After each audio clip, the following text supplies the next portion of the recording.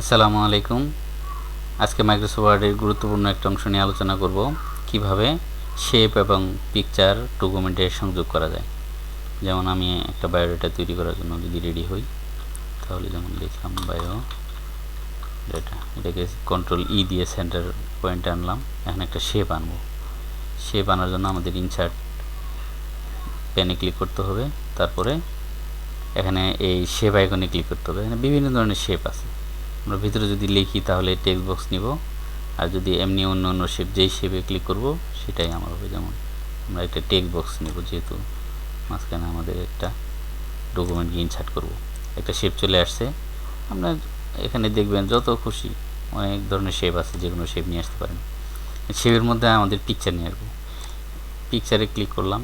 Picture আমাদের ডকুমেন্টে কোথায় আছে সেটা আমাদের জানতে হবে। যেমন আমরা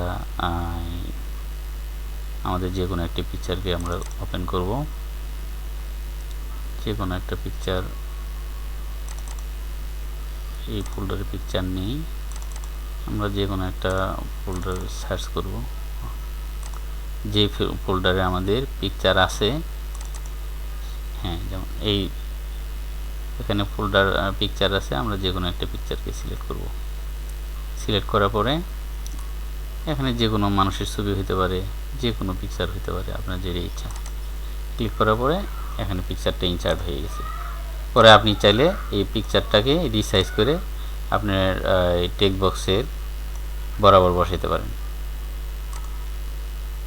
এখন এটাকে আবার রাইট বাটনে ক্লিক করে আপনি বিভিন্ন ধরনের মার্কিং করতে পারেন, র্যাপিং করতে পারেন।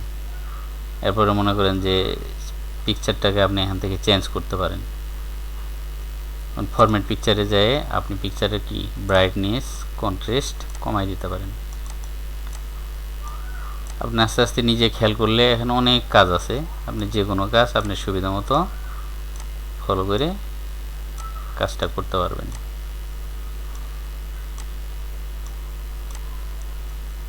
দেখেন কালার কন্ট্রাস্ট পরিবর্তন হয়ে গেল। নিশ্চয়ই আপনারা বুঝতে পারছেন। আসসালামু আলাইকুম।